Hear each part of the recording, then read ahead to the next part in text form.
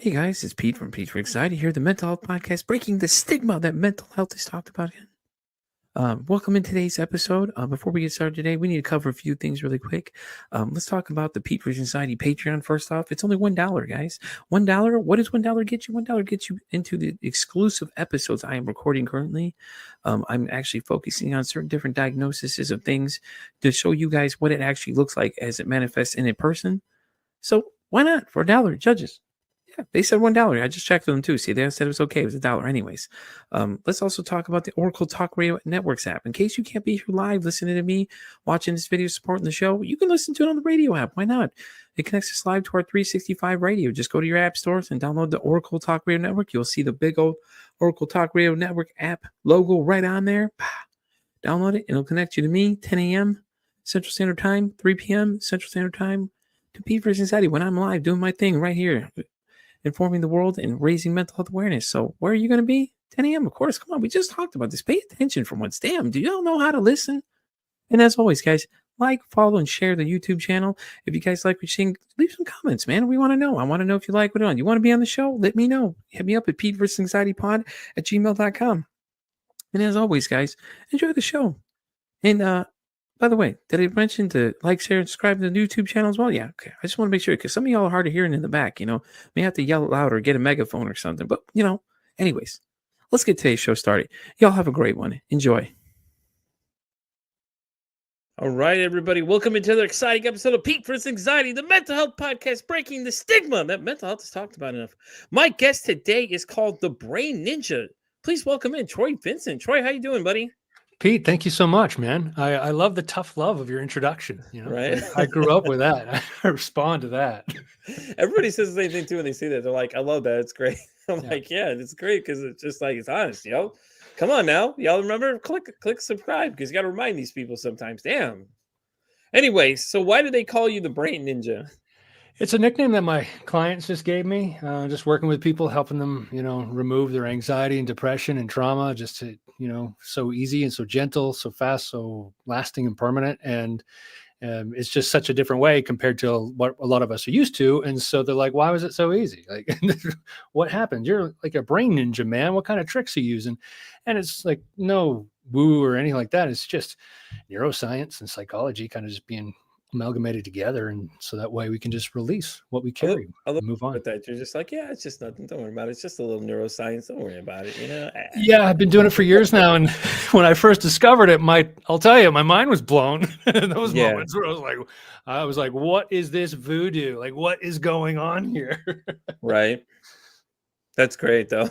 That makes me laugh. So why don't you give everybody a little bit more about your background? Let them know where you come from. We already know neuroscience. Is there anything else we need to know? Well, I guess for myself,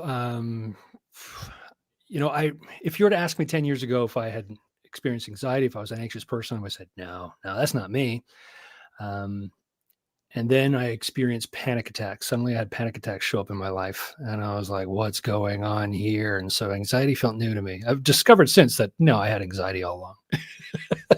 But I discovered that. And so I wanted to do something about it. And so that's when I went into talk therapy. And I was very grateful for that because, I think the very first session, my therapist was just like, there's nothing wrong with you. You're not broken. And I was just like, gave me that little tinge of hope, because I just felt so broken. It was escalating where I would first have panic attacks silently, quietly, secretly at home, and no one would notice. And then I started happening around, in safe places, private places, but around people I knew. And then it started happening at work, but still around people I knew. Then it started happening in public. I'd just be in the middle of a shopping mall or something like that, or I'm sitting there trying to get some vegetables from the frozen food aisle, and all of a sudden a panic attack would come on me, and I'd be like, geez, what's going on? And so I got into therapy, and I learned a lot of coping tools through therapy. And there's a lot of people who go, based on what I will share with you even here today, a lot of people might go, do you hate therapy? And I'm like, not at all. I'm so grateful for it. Therapy allowed me to learn how to cope and, contain. It gave me a lot of coping and hoping, that I could get better and move towards healing. Kept me alive as far as I can, look back and go. It's like I was trending in the wrong direction. And even during therapy, I was still trending in the wrong direction, where I was getting on medication And that my dosage was starting to go up still. And I'm like, dang it, I'm going in the wrong direction. Right. And so it's what really inspired me to like seek more, like something else. I'm like, I remember the attitude of my therapist and even my doctor was, like, this is your life sentence. Like, it's like, you got this now. This is yours. Congratulations. You have this for the rest of your life. You got to learn how to cope with it. And so they were treating it like it was a life sentence. And I just wasn't fully on board with that. I'm like, there's no way. Yeah. Being stubborn, because especially I thought I didn't have anxiety, before this. And so it's like, no way I can get back to where I was. And I'm really grateful for that stubbornness, because it just kept my mind kind of open and searching. I dove into like self-help books. I think I read 23 in like 1 year. I was just trying to find the code, crack the code. Like, where is it? What are the tools? I was using all the different things, really learning about the brain, which is cool. So again, it just really supported me in coping with things and managing things. But it's like managing, and you can speak to this, that gets exhausting, doesn't it? Right? Like, it does. There's times where it's fine and you got your rhythm and everything's good. Then life happens and disrupts you. And you're like, okay, I don't have the energy for this. And you can spiral down. And so for me, that showed up with, panic attacks and then bouts of hopelessness, and, depression would come in, and that would last for days or something like that, And so that was unfun. So I wanted just to actually heal. I wanted to get past it. And what happened was I met up for lunch with a friend, and I noticed something was different about her. And I'm going through the checklist of like, no, her hair's the same. Her wardrobe hasn't changed, no new piercings, no tattoo. There's, her job and life is the same. Her, home life is the same. So what's different? Obviously she's just kind of conveying some sort of different energetic feel. And I knew she'd been battling depression for years. And she seemed like she was on an up day. But it seemed like it was more than that. And so I just stopped her, whatever we were talking about. I said, I just got to ask you a question. What did you do? What did you do? And she just kind of smirked. And she was like, what are you talking about? And I said, you seem very, very different. She said, my depression's gone. And I was like, what are you even talking about? That's possible. Right. Exactly. Right? Because all the rhetoric that I was seeing is like, hey, you got to learn how to manage this. And here's what you do. And here's all these amazing tools that I still, value, and like meditation and breath work and somatic stuff and journaling and affirmations and all that stuff. Right. And it's like, she's like, yeah, it's gone. And I said, well, what do you mean? She's like, well, I got a life coach. And first time I ever heard of that term, I'm like, what the hell is a life coach? And she said, yeah, I did this process. It's called mental emotional release, MER for short. And, it's gone. Yeah. And I'm like, God, you're so fucking nonchalant about this right now. It's just because she's just so at ease. And yeah, it's gone, man. And I'm like, this is great. So at this point, it was gone for like, I don't know, 3 or 4 weeks for her. Yeah. And so then I was like, all right, I got to learn more about this. So I got a book called Mental Emotional Release. It's by Dr. Matt James, who was the creator of it. Also created with his dad, Tad James, Dr. Tad. And so I read into that. And so I was, learning more about it, what was possible, why it was possible. And then I'm like, all right, I got to meet with your life coach here. I got to figure out if this, because I remember asking, does this work for anxiety? Because I just want to get rid of my panic attacks so bad. Yeah. Right. Even if I could suffer with anxiety quietly would be fine. But right. Exactly. I don't want it disrupting my public life. So I just, I met up with him, and I said, and I had like 100 questions for him, of course, because you hear something like this, I expect anyone and everyone to have skepticism, right? Yeah. Yeah, definitely. It's not what we're taught. We've been taught that healing takes time, or sometimes, healing takes forever, or, you can't even heal. You just got to learn how to manage it and cope and live with it. And so there's a lot of that stuff that keeps us trapped and prevents us from actually tuning into what can be healed and how. And so the question that the comment that I'll often get when I say, hey, if you want, do you want to get rid of your anxiety? And you're like, yeah, that'd be great. I'm like, well, you can get rid of it like now. And they're like, that's impossible. And so I love when people make that statement. Like I tell them, you can get rid of your depression, you get rid of your, deepest, most horrible trauma. You can get rid of it now. And it's not something they currently believe, right? Yeah. And they're in that mind space of that is impossible. And so whenever that shows up, it's a great indicator for us to check in with ourselves. And we've all done it, right? And, Yeah. we're in a fixed mindset. We're kind of trapped in our current beliefs, our current understanding. And there's three kind of indicators of what that's based on, right? There's three things. It's like what you've been taught and told, what you've accepted from what you've been taught and told, what you've observed in others around you. And the third one is what you've experienced yourself. And so if you've been taught healing takes time, or you have to learn to live with this, there's no getting around it. You'll always have this pain. You just got to learn how to manage or compartmentalize it. So if you've been taught that, those are beliefs. And then you've experienced around you that, hey, no one around me has been healing fast at all, right? Yeah. And then I myself, I haven't healed fast at all. Forget that. So, and so this is what your kind of structure is based on, and you can be locked into it. Yeah. Oh, And I get that. Yeah, because society keeps telling us that's what it is, or social media will tell us you can't have a quick fix for anything, or it's yeah, the opposite. We want it now, and you can't have it now. yeah. And so all I do is I invite, and I do this for myself after I catch myself in a fixed mindset and shifting into that growth mindset, just switch that statement of like, that's impossible to how is that possible? And ask that question with the most fucking skepticism you want. Just get out of cynicism, right? Cynicism Hmm. will lock you into the fixed mindset and it will block you from learning anything. So, Yeah. but if you come in with skepticism, which is healthy, and I'm a Gen Xer, like we're the skeptic generation. And so it's actually really healthy because, you make people earn what you embrace. And so I showed up to that life coach and I was like, yeah, I'm very skeptical, but very hopeful. Like I want this to be true. It's Right. like Mulder from the X-Files. Like I want to believe, but I need something more. And so, yeah, I just remember rattling through that little consult and going, okay, I'm ready to give this a go. And yeah, Pete, it was just amazing. Session one, you get to what's known as the greater problem, Yeah. the programming, because that's all it is. I've come to learn that anxiety, depression, all that stuff, trauma is not something you have. It's something you do. You're Yeah. doing it. You're doing anxiousness. You're doing depression. You're doing trauma, right? It's an adaptation. It's a response.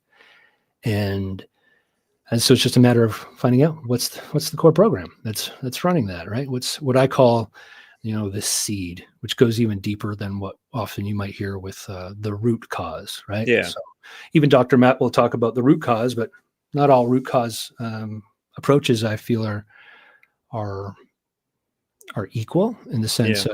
of and to give you an illustration of that, I remember one day I was planting a tree out my backyard, and there was a root from a bigger tree that was like a dozen feet away, and it was running right through where I wanted to plant this one. I went, I'll just hack it. I'll just hack this little thing. It's a gargantuan tree. It's got countless roots. It's going to be fine. So Right. I hacked that root. I plant the other tree. And then a few days later, I noticed there was a branch or two where the leaves were just suddenly turning color. And it's like, it's the middle of summer. I'm like, well, what's going on? Right. And I went, oh, I hacked that root. And so the root was hacked and then I just remember like soaking the root with water to try and bring it back. And it did. The branch didn't die or fall off or anything like that. But, years later now I look back and go, oh, the root cause, there's countless roots. And so when you get to the root of something, you might be like pruning a branch, let's say, something like that. But Yeah. we got a lot of struggles. I call it like the problem tree. Like I had anxiety and depression and, people pleasing and perfectionism and, all these struggles. Anger was a big one for me. And so getting to like the seed, that's how I describe it. So the seed that kind of sprouted into all those roots, into all that big stem and all those branches, all the foliage that we have of the problem tree.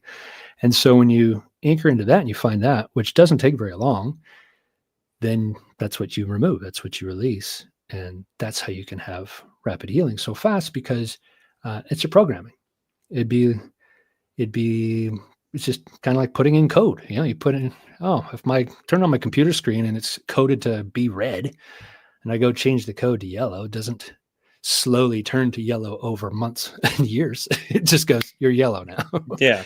And so that's what this is, right? It's just like changing that program really, really fast. And it's incredible. And so, that's what you can do it all in one day if you want, but usually you break it up into 2 days where, session one, let's get to that greater problem. Let's find that seed. And then you do. Yeah. And it was incredible. I've been in therapy for 3 years and didn't know that I had a greater problem, that there was this seed, and never, my therapist just wasn't trained in it, right? They're given a lot of therapists. I have a lot of compassion and empathy for them because psychology as a whole is actually taught to help us manage a lot of our symptoms, right? Instead of recognizing that you can just be free of it now. And so that's the tools that she had. And that's what I was using. And it was keeping me alive, surviving, but I wanted to thrive. And so this all of a sudden was, here you go. Here's your greater problem. Come back tomorrow. We're going to release it. Cool. And so we did. We released emotional baggage, mental baggage. And at the end of that session, you're like, something is vastly different. Like you can just feel it, right? Yeah. So Definitely. You think about all the baggage that we collect in our lives, and we all do it. It's no shame in that. It's accumulation, right? Some of it is known, if something traumatic happens through acute trauma, then, we can all go latch onto that event that fucked me up, man. And then some of us go, I don't have that fucked up event, so I guess I'm okay. But yet something's off and wrong. Well, developmental trauma is there, right? Where it's all these little micro things collected along the way. Yeah. And they all add up. And then all of a sudden you're looking, going like, what's happening? Why am I like this? And there's all different kinds of trauma. Yeah. Of course, generational and, prenatal and all that stuff. So we all collect what I just call baggage, because it's all just programming and adaptations. We make a bigger deal out of trauma, I think, than we need to, which might be a weird statement. Someone who's, in the trauma world. Well, you also have those people that like drama, though. You get thrill seekers. There's people that really like the attention. So you get those attention seekers. So those go hand in hand with that one too. Like they want it. They want the attention, so they try to make it more dramatic than it is, because they want everybody's all eyes on me. Got to look at me. Come on now. So I get that completely. That makes sense. Yeah, that's a great point. You're right. One of the things that I've, come to observe and learn is, beware of the seduction of victimhood. And I've lived it, been there, right? And so why that happens is because a lot of the times, and it all comes down to our deepest level of programming, which is our core values, right? And so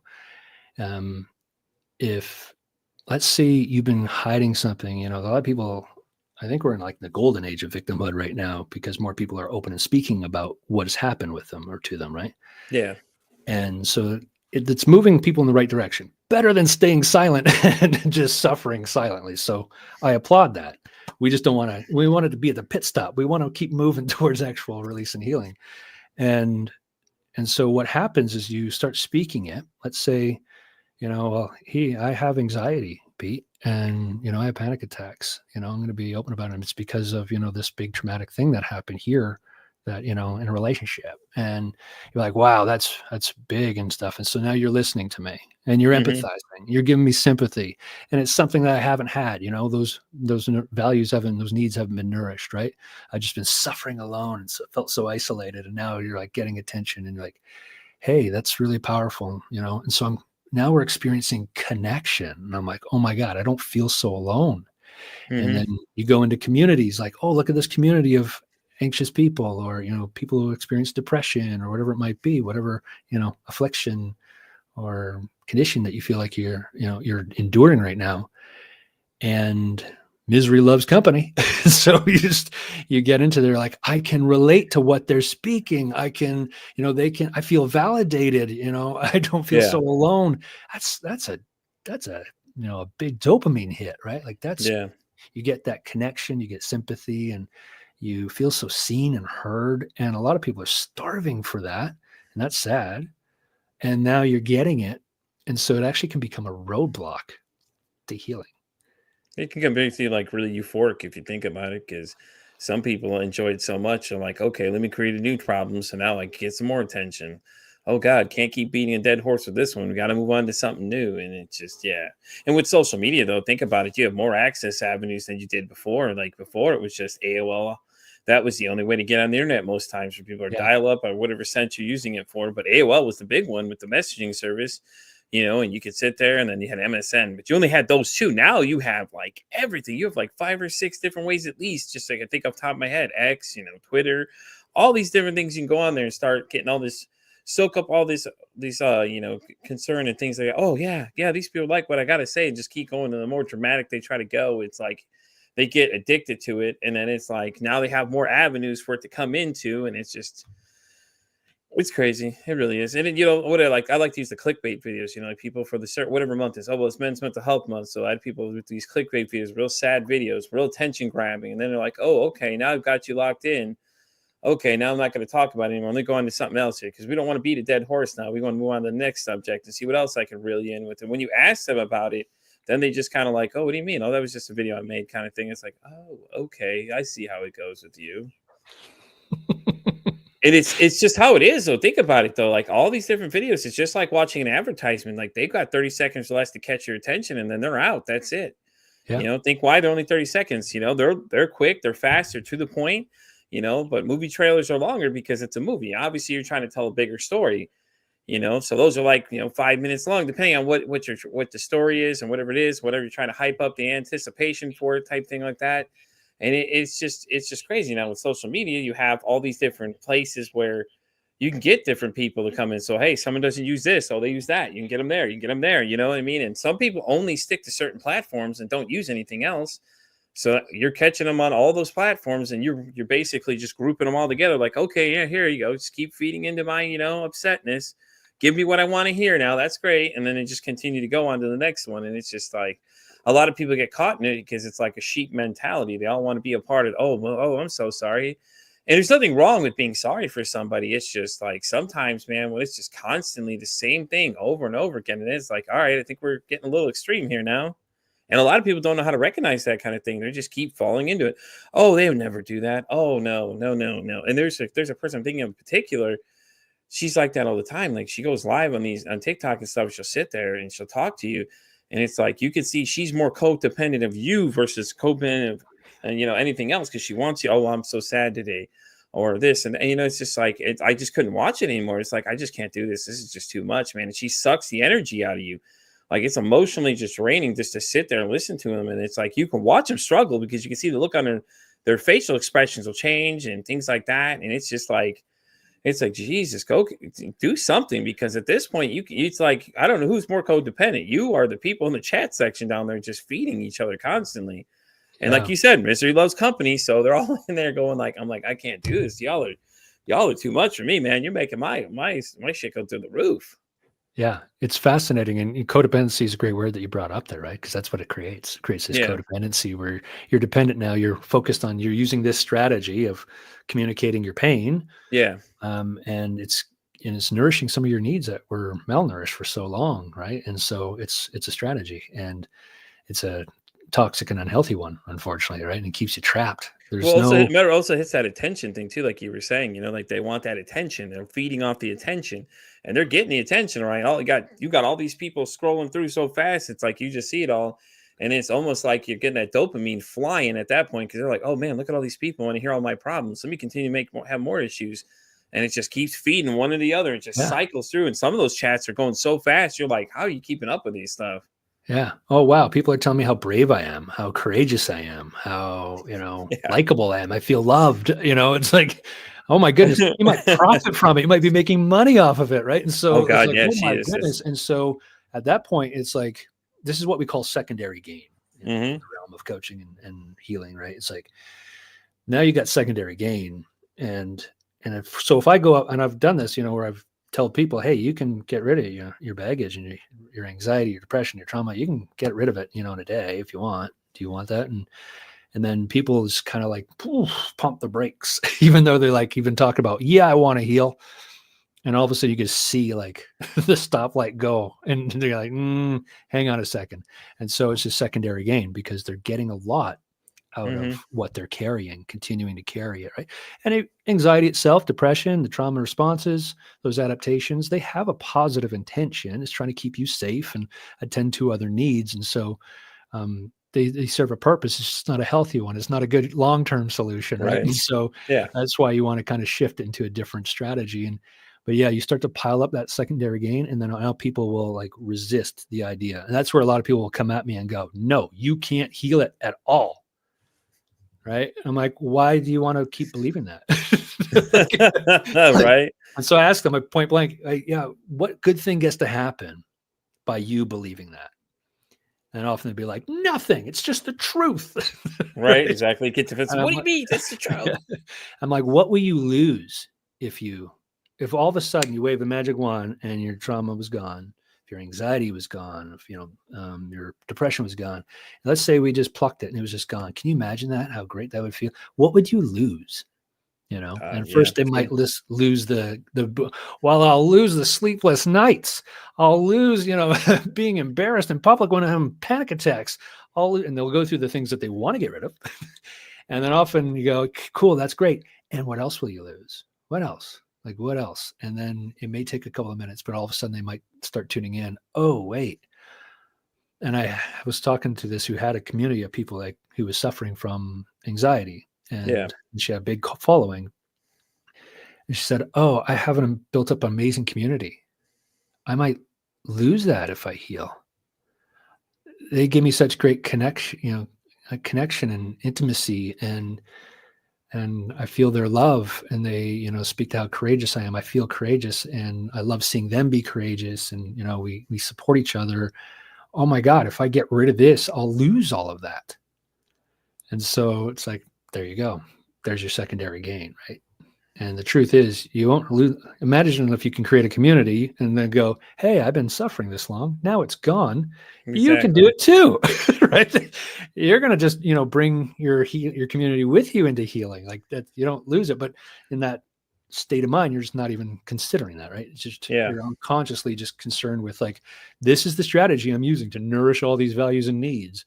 And if I take that strategy away, I don't currently have one to support those needs and values. Therefore, it's not safe to even entertain the idea that it's possible to heal. And it's certainly, not, and even if it is, it's not safe to heal fast. I'll maybe do it slowly, right? I'll inch my way towards it. And so these are the things that can prevent us from even being open to the idea that healing can happen, or that it can happen a lot faster than we know. Yeah. Yeah. It's almost like, they could say they're X amount of days, anxiety free. It's kind of like saying you're sober. Oh, I'm sober 365 days or whatever, and you figured they'd want to go to the positive side, but at the same time, we're still not getting as much attention now. I'm not still suffering through this for my community, because God, you can't lose that community now, because these people find out that I'm anxiety free or whatever. Now they don't want to talk to me no more. And it's like, I don't think that's how it works, unfortunately. Yeah. And, I'll be blunt with people. You're going to, lose connections. Yeah. I've lost connections after I deeply healed. And the connections you're losing are the people who want to stay in misery. Yeah. Right. Like they see you heal and they're like, oh no. And they got their secondary gain. Like, get away from me. You might actually cause me to heal. And so they can't relate to that. They don't want to relate to that. And so we don't need that now. Stop it. Healing. Stop. No. And it's not consciously often happening. It's just subconscious. Right. And so it's just like this disconnect happens. And then you, as a healed person, you're going to have empathy and, can hold space still. But at the same time, you just want to go fucking do something about it. Exactly. Yes. And you can have compassion, because I think a lot of us, when, we get past these big hurdles, we look back and go, God, I wish I would have did that sooner. And like, why didn't I wake up to it? It was right there in front of me or available. And then we can sometimes forget that, that sometimes I find there's a gap, and maybe you've experienced this too, between like wanting to heal and being ready to heal. Yeah. It's like, I really want to heal. There's a great, I can't remember his name, so please forgive me, but there's a former NFLer who's a great motivational speaker now. And he shared a story of how his mother was on her deathbed. And at the time he was, into drugs, and just his life was not good. It was just in shambles. He didn't have his shit together. And And he had such an amazing mom. He speaks so highly of the mom. It's like he was so embarrassed. It's like, I can't believe like this is the version of me that she's going to last see as she leaves this place. And so it was like made a promise on her deathbed, like I am going to change. Like this is the ultimate motivation, right? 3 years later, he finally went, okay, now I'm ready to. So he kept doing it, even though he wanted it so bad. It took him 3 years to finally like go, all right, I'm at this point where I'm ready to actually lead into this. And so, there's tools and techniques to help us get past that and create the, shorten that gap between want and actually being ready. And that's what I've, really come to discover, and what's been really cool and which can be really surprising and piss a lot of people off is when I say that healing's not about time. And that it's just really about tools and techniques. And a lot of times we just have the tools to cope and hope and, crawl and creep towards what we hope is healing. Yeah. And I don't, anyone who wants to take that path, I say go for it. I'd rather have people move inch along towards healing than not. You know what I mean? So exactly. I never say which way's better. I'm like, what's better for you? What do you want to do? This is the better one for me because I was just tired of what I was experiencing. Like, I want this junk gone. Like, let's get rid of it. And so, a day later, here I am. And all of a sudden it's like, ever since that day, so day 2 of the process that I experienced, I've been free of anxiety. Just the programming's gone. I've never had another panic attack. Never had another bout of depression. Deep trauma that I was carrying from childhood. That was all gone. I ended my phobia of flying. I didn't even talk about these things with my coach who did the process with me. That was another thing. You don't have to relive your traumas and pain and stuff to actually release it. That's what I discovered. And it's very different than from what we are really known, right? So you got to get in there. You got to dissect it. You want to pull it apart. You got to try and understand it, make sense of it. Oh, once I understand it, then I can heal. That's a really painful path. And what I've come to learn is, through this process was like, oh, I can actually just get right to the source, get it gone. And then what you're left with, all of a sudden you just gain all this understanding. So you don't have to figure it out first. Yeah. And it was like, cool. I'm like, oh my God, I've been trying to think my way to healing because I was a big overthinker. I'm like, I've been trying to overanalyze, just trying to over understand. Like, just, I want to try and get this to crack the code. And I didn't even need to do that. Like, wow, that's really, really impressive. I wish I would have figured that out faster than 3 years where I was trying to grind through it. But also just grateful to, and eventually when you do that, you're just like, I don't even care. It's gone now. That's good. And so now coming up on 4 years this summer since I did that. And so just like that, and in the realm of especially like charlatans and all the ads that you see online, it's really tough. It's really tough because a lot of people are selling quick fixes and there's a lot of bullshit to it.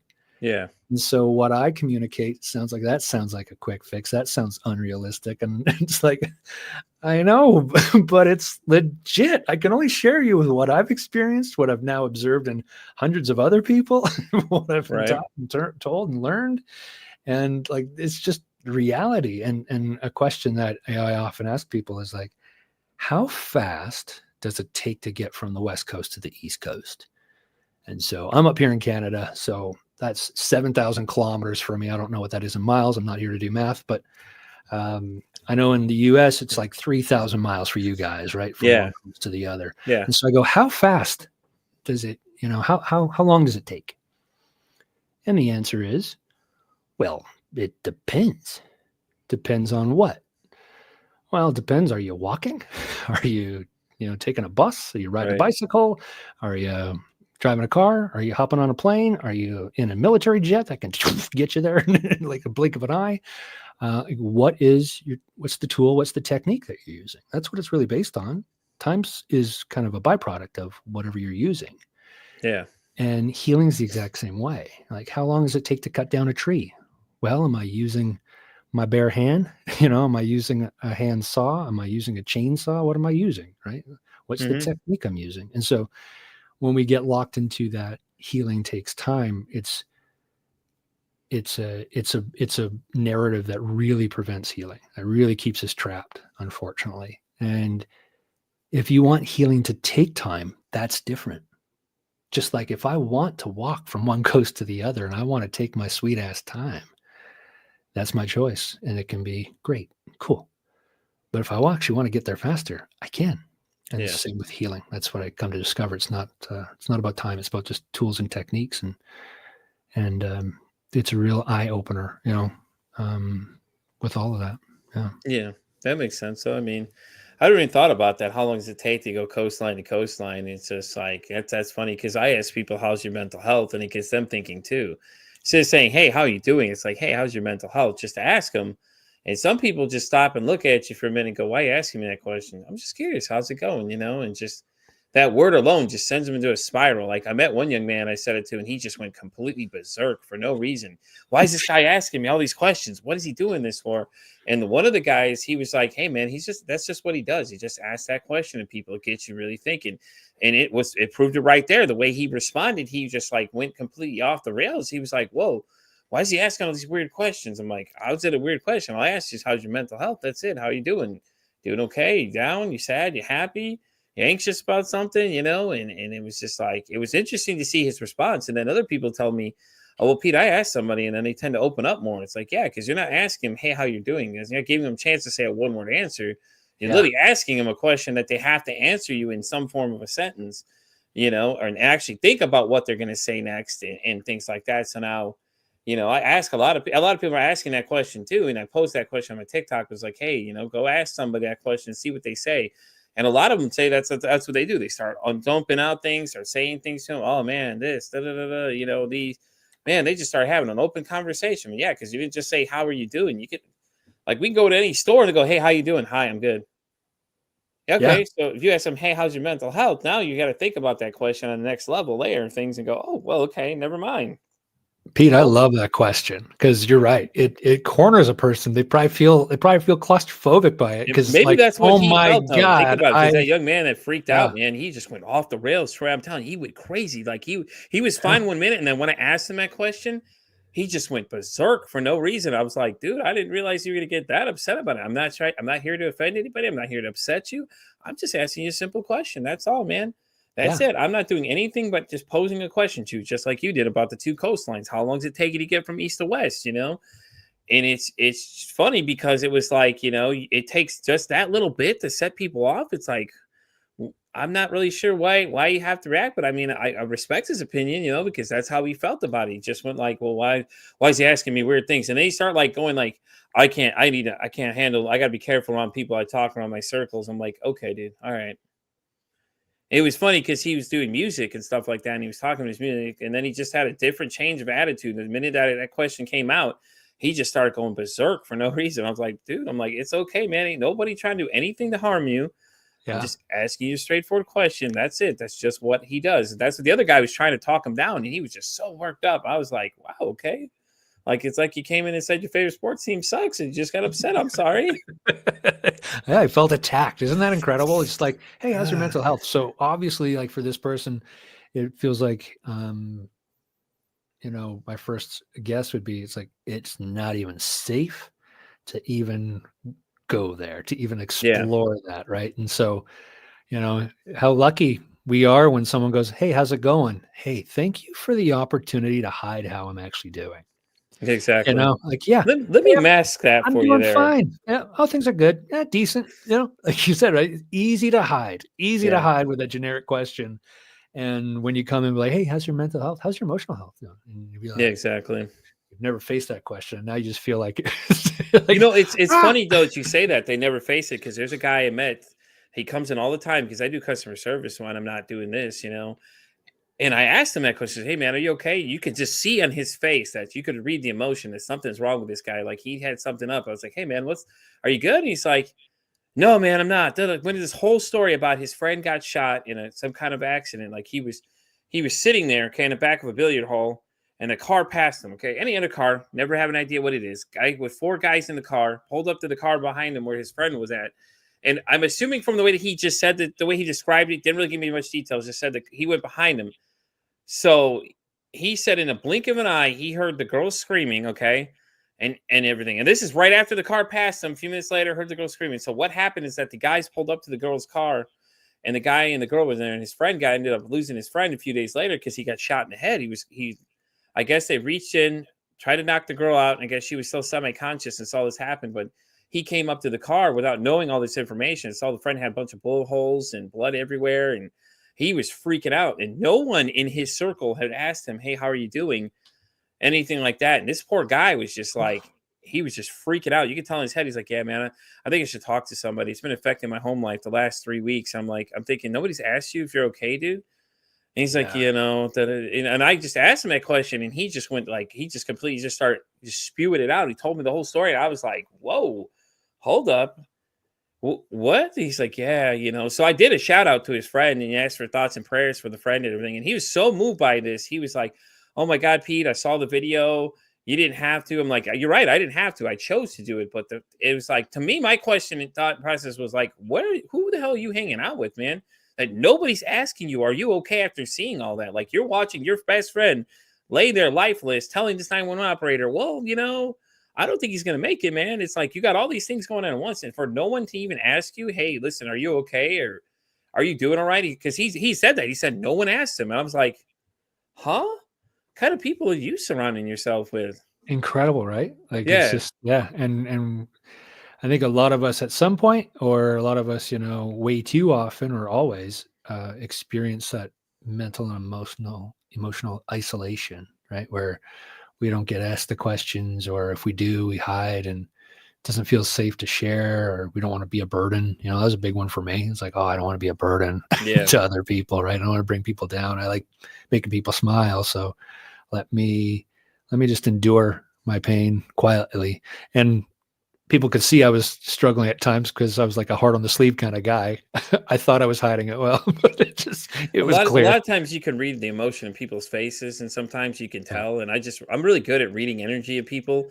And a lot of times you can tell, like, they give off this vibe, like something's wrong. And you just watch them really carefully what they're doing. Like, their facial emotions give it away a lot of times if something's wrong. Like, you ask them a question and they just kind of like look at you. It's all in the eyes and things like that. And a lot of it's just something I pick up on. I could tell. And it's not the first time it's happened. I had a guy come in and tell me that 5 minutes before he walked in the door, he'd lost his son, and he explained the whole situation. And I was just like, but at first he was so standoffish. He was like, "Oh, you really want to know?" I'm like, "Sure, man. How you going? What's up? How's it going?" And he's like, "I just lost my son 5 minutes ago." I was like, "Holy shit. All right. Never mind. This conversation went 0 to 1,000 real fast." Like, okay, can you mind telling me what happened? And I forgot exactly the whole story. Something about a firearm accidentally discharging type thing. And it was a complete accident. And he was just so upset about it. You could just see this guy coming in. It's like, and I meet new people every day. And it's interesting though. Like, just saying hello to somebody, "Hey, how you doing?"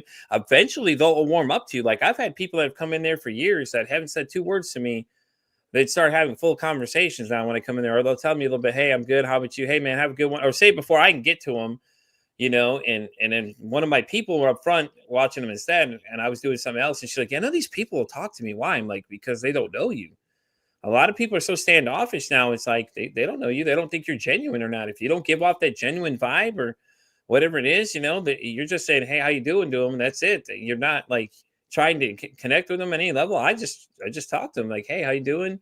How's it going?" Things like that. And it's repeated the same thing. It's every time they come in, "Hey, how you doing?" And make sure I say hi to them every time. And eventually they'll just eventually start talking to you. Because that's like, okay, well, I know this guy. He says the same thing. He's not changing it. He's not being fake, and you can tell when people get that fake customer service thing. It's, oh God, it's so easy to tell. Yeah. It's so funny because they're like, "Oh, you could read the shit," and it's just like, yeah, I can tell you're totally not liking this. I feel bad for some of those fast food workers too, man. Like, I've been on the other side. God, it's just people look for any reason to freak out these days, man. Because it's about what kind of drama or what kind of videos you can put out there, or just outlandish acts of these people yelling at these people for them doing their jobs. It's like, when the whole COVID thing hit, it was so bad here. There were young kids getting beat up by people because they were just doing the job they're told to do. And it's like, why? What do you feel gratification for beating up a kid for doing his job? Like, we all were in that same place. We all knew how it goes, The rules haven't changed. Like nothing's changed. It's just we can't do certain things because there's this virus going around, and people just start freaking out. Like here in Texas, man, where I'm at, they were just like, well, we're not going to wear masks. We don't care. We don't care what the science says or none of these things. And I'm like, oh, that's great. That's awesome. Well, you do that, I'm going to do me. And then if you were wearing a mask, they start harassing you about it. I'm like, you can say whatever you want to me. As long as you're signing my paychecks, I'm going to do what they want me to do. They want me to dress up in a dress. I'll come dressed in a dress and talk in a girl's voice if you want me to. As long as you're paying my bills, like I got no problem doing it, you know? And it's just crazy to see people do these things and these videos show up. And it's just wild, you know? And I'm just like, I wonder what other countries think of us, though, you know, because you're like watching us do these outlandish acts. All these school shootings things are happening. And it's just like these things keep happening, but we're not doing enough about them. And the first thing they blame is, that's their mental health. How do you know that for sure? How do we know for sure? Because the kid in Tennessee was given a gun by his parents, knowing his intentions were no good. And they're like, oh, well, I'm not going to get in trouble for this. Then they turn out getting in trouble for it. Then all of a sudden they're no. Oh God, I didn't mean to do that. Really? You knew his intentions from day one, what he was planning on doing, and you still gave him a firearm. What is wrong with you people? This is just crazy. Yeah. If you want to know one person's view on America outside of America, that being me, and you know, a lot of my friends will say, you guys are like a TV show. It's like, you guys dial up the drama a lot. And I'm not going to sit here and say that we don't have our in Canada too. It's just a little more subdued sometimes, and we still have our blips, but it's just not as, you know, maybe as frequent as there. Yeah. Well, listen, I mean, we're neighbors. Bad. We're like the healthcare system. The healthcare system's gone. I had another guest. He's from Canada as well. I don't remember exactly where he was from, but Leroy was up there. He's over there in Canada with you. He was like, yeah, he goes here.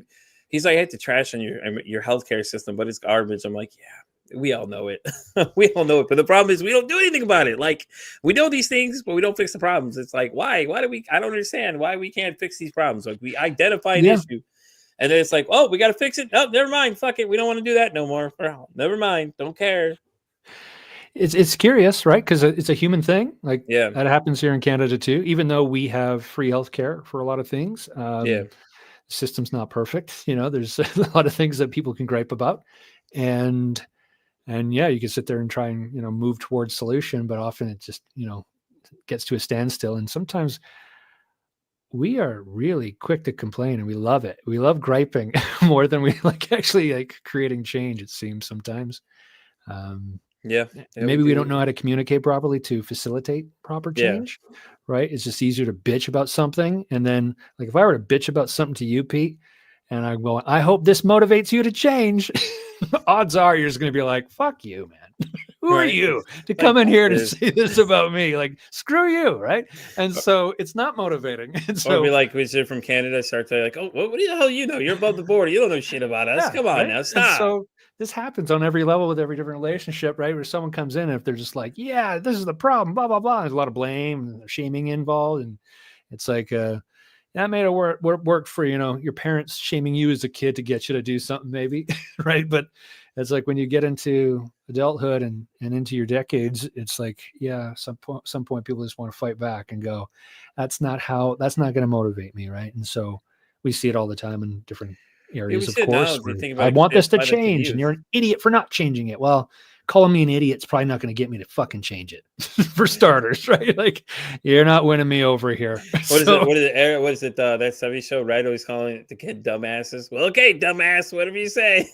I'm like, all right, dude.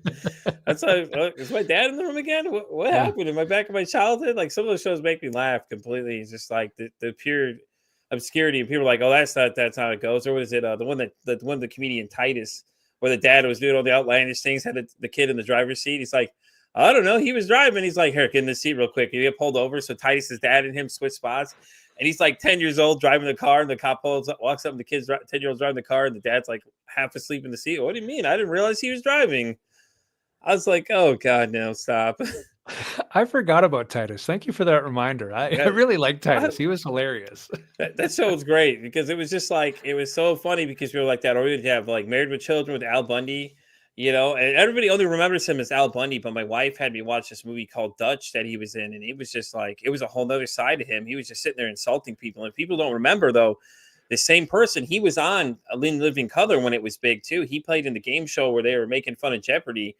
and it was like they were just insulting each other. He's the champion, so he's sitting in an armchair with these, scantily clad women by him, and he's just over there insulting people. I'm just like, oh no, not Al. Al wouldn't do these things. And all of a sudden, you got Al Bundy just over here ripping on people, and him, and I think it was Damon Wayans when he was really young at the time, were just going at it. And he was just sitting there in the armchair, just casually making comments about his mom the whole time. And I was just like, oh God, here we go. But it was great though. I mean, I loved In Living Color and things like that, But yeah, I do kind of feel like it's like we as a nation are a sitcom at times. I think if we had anything, we'd be Seinfeld if we had to pick one, because it's just the pure randomness of things that just go on, You're right about the fact that people will create drama because they get rewarded for it, right? Like there's a payoff. What's the payoff? What's the game? What are you getting out of it? Well, I'm getting attention. I'm getting notoriety. I feel validated. I get people saying they like me or love me. I'm getting this. I'm getting just. What do they say? All publicity is good or whatever. I was listening to this podcast the other day with the comedian Bobby Lee. He was like, "Yeah, just remember, negative publicity is good as well because they're still looking at what you're doing and they're still recognizing, everything you're doing, regardless whether they hate you or like you. They're still watching what you're doing, though. So you're still getting views out of the gain of it, even though they despise you, they don't like you. They're still looking at your stuff. So that's why a lot of people, when they deal with trolls and stuff, it's the better option to go, hey, well, thanks for watching. Appreciate you like the video. No, they're just sitting there trying to get you upset and get you riled up and to say something and, things like that. It's just, it's a constant battle of just back and forth. And it's, negative and positives and, good and bad. And it's just, it's just, the world's going to an interesting place now. And then, and then it's, what is it? The youth are just, they don't want to work. I don't think that's 100% correct. I think it's like you said, they're just like, well, that ain't going to work to motivate me anymore. You're out of your mind. That doesn't work for me. No. See, you had to come from a different approach because now you can't approach them the same way you would say you would do somebody that grew up in the same area you did or the same age range as you did. Because we had more. My parents just told me, okay, well, you're 18, get a job, go to school, or get out of my house, Now it's, we can't do that to them, we can't teach them responsibility because if we did that, they'd be responsible for themselves. Oh, I know, isn't it? It's like it's contagious. Pendulum swung from like I think there's like an overcorrection that happens, like especially, us Gen Xers who were raised by the boomers in very, a lot of strict ways. And, you're right. Like we had to, the latchkey kids having to like raise yourself or, raise your siblings. And so you learn self-reliance early, you learn, responsibility, you learn resiliency and adaptation. And so you got all these things that, keep us surviving. Great. Right. And then what happens often, what you hear in parents is like, I want them to have what I didn't have.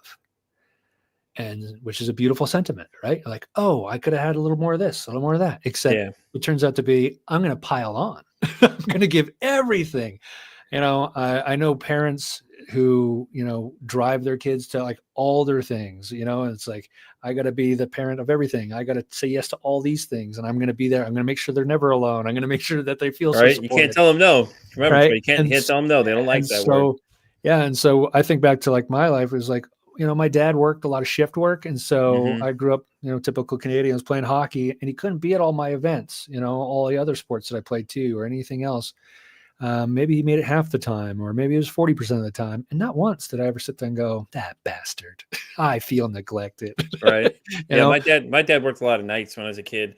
Yeah. So some nights I didn't even see him. Like, I know he tried to come home, like we'd be excited to go like Toys R Us when it's still around. And he's like, oh yeah, I'm going to take you. And you're waiting for him and you get disappointed. But at the same time, you don't understand that, what he's at work and he, and I mean, now I understand a lot of it more and things like that. And to touch back on some of the childhood trauma thing, when I was 10, my mom abandoned me and a lot of my issues I had now, I waited way too long to do anything about it because I lost friends and things like that because of my rage issues and the things I'd say and the negativity I'd spew and stuff like that. And since being in therapy, it's like a lot of this stuff I reflect on and I see, what the things I should have done. And, now I can't live in I should have. It's either, just get it done at this point. You might as well just give it a shot. And I'm up for anything at this point. So I've adapted this idea kind of like Yes Man, where he's just kind of like, well, somebody asks you something, you want to do it? Sure, why not? Let's give it a shot. What more do I have to lose at this point? I'm almost 40 now. And, you have one life to live. It's like, why sit here and live in the past when I can only go forward? I can only apologize for what I did And if you don't accept it, okay, that's cool with you. I try to apologize. I'm just going to keep going doing me. I'm going to keep going straight. I'm not going to keep sitting back here and let this weigh me down anymore. I'm going to move forward and progress versus stay and just decelerate and just stay in this little slump here and make you try beg for your forgiveness. I don't know what to tell you, honestly, at this point. If you don't like it, there's the door. See you later. Yeah, it's interesting it's like we're all bouncing around like pinballs, you know. Yeah, exactly. Good analogy on that one too. And our baggage and our traumas, you know, all the programming that has been so subconscious, and it's I find it's just coming out more and more now. And yeah, we're just seeing our lack of ability to manage it, or our inability, like not even knowing we could just release it and get rid of it.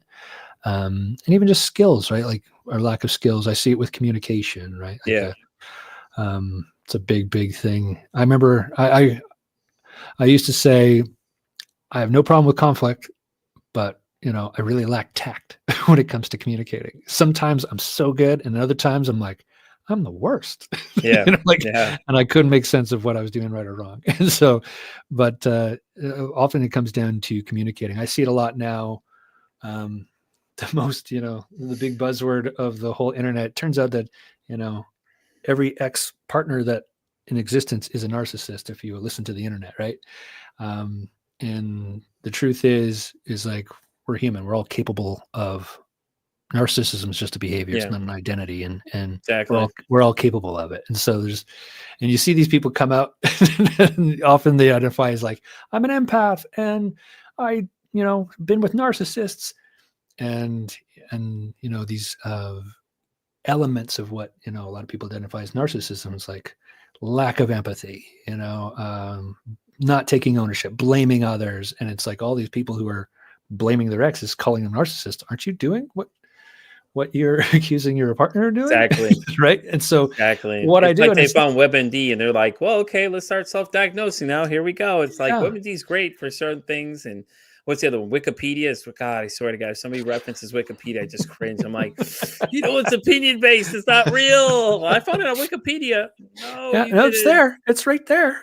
It wouldn't be there if it weren't true. Right? It's on the internet. It makes it right. Yeah. I'm like, no. But what I find is a lot now is I hear, Pete, that, you know, I see someone will say, I spoke my needs in my relationship and my partner just got defensive, right? And they wouldn't listen to me. They shut me down. And I, you know, tried to, you know, speak my needs and what, and da. And they just, you know, always got defensive. And so they're the problem. And once upon a time, I probably would have fell into that category, right? Because we're always looking at external things, like external, what I call the clue triggers, like the external things. That's the problem. That's it over there. That's person, this, and they're not doing this. Therefore, that's the problem. And so now, it's not often that those people want to talk to me because I will ask them, cool, I will say, that's so awesome. You spoke your needs. It's so important. It's so crucial. May I ask, how did you do it? And they mean, what do you mean? I go, well, what words did you use? Exactly. What tone did you use? Was your partner in receiver mode? And they go, what the fuck is receiver mode? I go, I know, right? I didn't know that either. And so there's a way that you can just get your partner into receiver mode. So they have their undivided attention. And now they're in a state where they maybe what you say, they don't take it as a personal attack right away. Right. And so you're not just coming along and dumping gasoline and throwing a match on their baggage going, hey, by the way, here are my needs. It's like, did you use any form of blame in there? You may what was your tone of voice? How did you say it? You know what I mean? When you really start digging it, then they're like, well, you know, I just told them. Yeah. But how did you tell them? How did you communicate it? It's beautiful that you communicated. That's awesome. That's a good start. But we also got to go, what can I do better? Exactly. And it's a question that we often hate asking, right? And that's what I was doing with myself was, you know, when I was learning how to just communicate better, you're going to try something, it's not going to work. And now what I find is when it's not working, instead of going, fuck that person, I go, okay, how can I say this so they actually receive it? Because that's the thing about communication, right? It's like, communication's a two-way thing. You can't just send it. It has to be received. And so you can do things. You can develop your skills of helping them be in a receiver mode, helping them receive it. And once if you've done all that and they are still going to be, you know, dismissing you and be, shutting you down, blaming you and being defensive. Well, now you're just maybe running up against their baggage, their trauma, and any of that stuff. And so sometimes, you can do everything right and not get the result you want. Yeah, exactly. And that's okay. But at least you can say, well, I'm at least looking at what I can do to help try and make this happen, right? Instead of just going, that person needs to change 100%. No, sure, there's stuff they can do, but what might you be able to do just to help shift it? And it's amazing how fast that can happen. And once I developed my communication skills that way, I was like, oh, what a world of difference. Right? It's amazing. Yeah. So, all right, Trey, we're getting ready to wrap up. Do you want to go ahead and plug in your social medias? I know you're on Instagram. I did find you there. I don't know if you're any other place that people need to know where they can find you in case they want to get a session with you in. I know that you offer them through your Instagram as well. You have the link, the calendar link and everything. I'm going to copy and put it in the description of the video too, in case they want to do it. Yeah, thank you, man. These days I spent a long time on Facebook more, just with stuff, but you can track me down via AuthenticU.ca, and the U is more like university, like come learn to be your authentic self, AuthenticU.ca. CA stands for our Canada code here. And so AuthenticU.ca. And then soon to be, I'm going to be launching my own podcast called The Breakthrough Club, where we're going to be. What? You know what the funny thing is, Trey? Every time I do in these interviews, 90% of my guests are like, well, I'm going to start a podcast too. Well, let's go. What is it so we can plug this thing, Yeah, absolutely. I'm doing it with another coach who's also experienced deep healing, and we just help through like the healing sessions that I do, we call the breakthrough sessions. Yeah. And so it's mental and emotional release breakthrough sessions. And so we're just calling it the Breakthrough Club, and we're going to be talking about the whole rest. We're doing it through the lens of helping heal and empower Gen X, because we're both Gen Xers. And so we're just kind of using it through that lens. We're using fun pop culture stuff, that we grew up with, and kind of sharing it through that area. And then helping people just, shift towards real healing and getting past not just having to cope and hope. But any timeline to when it's going to be coming out, or is it in the works now? We just recorded our 3rd episode. We want to kind of get 5, and then we're going to launch it. So okay, well then definitely make sure to let me know when you launch it, so I'll actually put it in the description as well. That way they can find that too, and all that kind of stuff. Because I like to link everything on my guest too, on podcasts, any new things that come up. I always update them constantly. So just let me know as soon as you guys start releasing episodes. Are you guys going to be on pretty much everything? Because I know I have an audio side that I'm on Spotify all the way to iHeartRadio as well. So cool. Yeah. I haven't thought of that technical stuff yet, which is strange because I'm actually an ex-radio guy. I did radio for 25 years. Yeah, I saw that I was looking up some of your information about you, and I found this site that had a lot of interesting things and it mentioned that. I was like, oh, okay, that's awesome though. It's like I said though, just let me know when you guys start releasing them or whatever. You have my contact information, and like I said, I'll post it. Shoot me the links, and I'll post them in here and for everybody to find, because everybody has their own little space they like to go. I don't like Spotify. Absolutely. I like iHeartRadio. I'm like, well, I'm on everything, so you have no excuses at this point. I want to thank you, Pete, for what you do, for the forum that you create, for the conversations you create, and thank you so for helping me be a part of it. Allowing me to do that. And the big message that I like sending out to people, once I experienced my big breakthrough, it was like, wow, one day difference and my life is completely changed. And, I became free of medication and didn't need therapy anymore. It's like, I'm in a state of empowerment. This is great. The big message I try to communicate to people is, one, healing is possible. Mm-hmm. And in fact, with the right tools and techniques, it's actually inevitable. So that's good, because a lot of times we don't even think it's possible. And then the second one is, that healing is actually not about time. It's about tools and techniques. And if it doesn't feel safe to heal fast, then don't, but you just know that it is possible there if you ever want to do that. And so, those are the 2 big things. Well, thank you so much, Troy. I appreciate you coming. Like I said, it was a great conversation. You're always welcome to come back anytime you want, once you get the podcast going. If you want to come on and bring your co-host with you too, we can all kind of collab together. Whatever you guys want to do, just let me know. Definitely keep me updated. Let me know anything new that changes. Like I said, I'll constantly update everything so people have all the links and all the new stuff, so they know where to find you. And you guys know where to find me. I'm Pete vs. Anxiety, pretty much everything. I'm on everything from TikTok all the way down to X. I'm like Visa, everywhere you want me to be. And as I always say, it costs nothing, absolutely nothing, to be kind to somebody. One kind act you could do could save someone's life or even make their day. I'm Pete vs. Anxiety, signing out saying, don't ask how your day is.